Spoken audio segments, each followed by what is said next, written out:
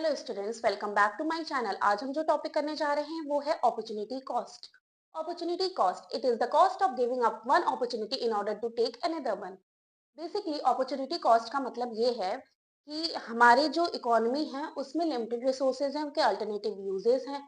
Human wants unlimited हैं, तो जहां हमारे पास अनलिमिटेड वांट्स हैं और लिमिटेड रिसोर्सेज हैं, वहां हमें चूज करना पड़ेगा किसी एक को।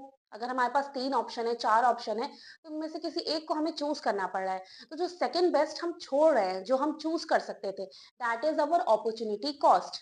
एग्जाम्पल से मैं आपको बताती हूँ कि जैसे कि आपके पास 3 ऑप्शन है, ठीक है, आपकी सैलरी आई, आपके पास 3 ऑप्शन है, उसको या तो आप पार्टी करें, या तो आप शॉपिंग पे जाएं, या तो आप वेकेशन पे जाएं। ठीक है, एंटरटेनमेंट पर्पज के लिए आपके पास 3 ऑप्शन है, पार्टी करना, शॉपिंग पे जाना या वेकेशन। ठीक है, पार्टी में आपका खर्चा आ रहा है 20,000 रुपीज का, शॉपिंग पे आपका खर्चा आ रहा है 15,000 रुपीज का, वेकेशन पे आपका खर्चा आ रहा है 25,000 रुपीज का। ओके, फॉर एग्जाम्पल आपने शॉपिंग चूज की कि आप शॉपिंग करोगे। ठीक है, आपने चूज कर लिया कि आप शॉपिंग करोगे, आपने दो कौन से अल्टरनेटिव छोड़े, पार्टी एंड वेकेशन। आपकी सेकंड चॉइस क्या थी? शॉपिंग के बाद आपकी सेकंड चॉइस क्या थी? शॉपिंग के बाद मान लीजिए आपकी सेकंड चॉइस थी पार्टी। ठीक है, सेकंड चॉइस आपकी पार्टी थी। अगर आप शॉपिंग नहीं चूज करते तो आप क्या चूज करते? पार्टी चूज करते। ठीक है, तो उस केस में जो पार्टी का जो अमाउंट है 20,000, that was your opportunity cost. ठीक है, जो सेकंड बेस्ट आप छोड़ोगे वो आपका हो जाएगा अपॉर्चुनिटी कॉस्ट। शॉपिंग आपका फर्स्ट प्रायोरिटी थी, सेकंड प्रायोरिटी आपकी पार्टी थी, आपने शॉपिंग चूज किया तो आपने कौन सी प्रायोरिटी को छोड़ा?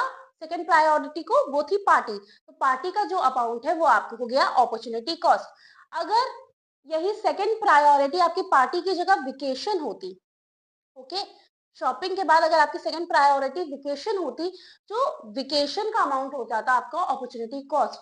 तो जो सेकंड प्रायोरिटी होती है, जो आप छोड़ते हो एक चीज को पाने के लिए, जो सेकंड प्रायोरिटी आप छोड़ते हो, that is opportunity cost. The loss of other alternative when one alternative is chosen. एक अल्टरनेटिव आपने चूज कर लिया तो जो दूसरा अल्टरनेटिव आपने छोड़ दिया वो होता है आपको अपॉर्चुनिटी कॉस्ट। एक और एग्जांपल ले लेते हैं। आपको कॉलेज के बाद 3 जॉब ऑफर मिले हैं। जॉब 1 में आपकी सैलरी है 50,000, जॉब 2 में आपकी सैलरी है 60,000 और जॉब 3 में आपकी सैलरी है 55,000। अगर हम सैलरी पर्पज से देखें तो आप कौन सी जॉब चूज करोगे? Job 2 with 60,000 salary. Okay, in case किसी रीजन की वजह से, कुछ पर्सनल रीजन की वजह से या किसी भी रीजन की वजह से, अगर आप जॉब सेकंड जॉब छोड़ देते, 60,000 वाली जॉब छोड़ते, तो इसके बाद आप कौन सी जॉब चूज करते? जॉब 3, 55,000 सैलरी के साथ। ओके, आप सबसे हाईएस्ट सैलरी जॉब 2 की थी 60,000, ये आपने एक्सेप्ट कर लिया। अगर ये जॉब आप एक्सेप्ट नहीं करते तो आप कौन सी करते?